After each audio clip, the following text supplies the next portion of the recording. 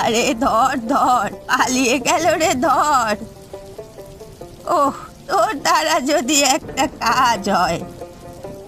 মাছগুলো কেমন লাফাচ্ছে, আমার ভয় লাগছে গো। দূর পাগল, ভয় করে নাকি? মাথাগুলো চেপে ধর আর এই ঝুলিতে ঢোকা। কই মাছ বৃষ্টি হলে ডাঙায় উঠে পড়ে কেন? সারা বছর জলে থাকতে থাকতে বিরক্ত হয়ে যায় মনে হয়, তাই। তোরা তো জেনে কাজ কি বলতো? একটা কাজের কাজ করছিস না তখন থেকে। আচ্ছা, আমরা এই মাছগুলো নিয়ে কি করব? কত ভালো ভালো রান্না হয় তুই জানিস? বর্ষার তো এটাই মজা। তেল কই হয়, কই মাছ ভাজা হয়, এক্ষুনি গিয়ে বানাবো রাতে, তারপর কাল দুপুরে খাওয়াবো, দেখবি। খুব মজা হবে বলো ঠাকুমা। হ্যাঁ, খুব মজা হবে সত্যি। চল চল, এখন তাড়াতাড়ি ধরে ফেল। কি মজা কি মজা, চলো মাছ ধরবো মাছ ধরবো, চলো। বাইরে বৃষ্টির অবস্থা দেখেছো? দিন দিন বাড়ছে। কালকে সন্ধে থেকে হঠাৎ করে শুরু হলো, তার আগে তো শুকনো ছিল একদম।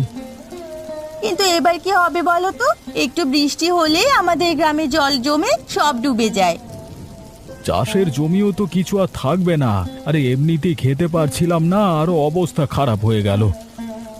গ্রামে আমাদের মতো খারাপ অবস্থা বোধহয় আর কারো নেই। সেটাই মাঝে মাঝে মনে হয়, মরে যাই, আর ভালো লাগে না এই কষ্টের জীবন। জীবনে কত কষ্ট থাকলে কি হবে, লড়াই করে তো যেতে হবে বলো। দেখতে পাচ্ছ, এইটুকু সময়ে আমাদের কথা বলতে বলতে উঠানে কতটা জল জমে গেল। এরকম ভাবে চলতে থাকলে তো এবারে দেওয়াল ধসে পড়বে আমাদের।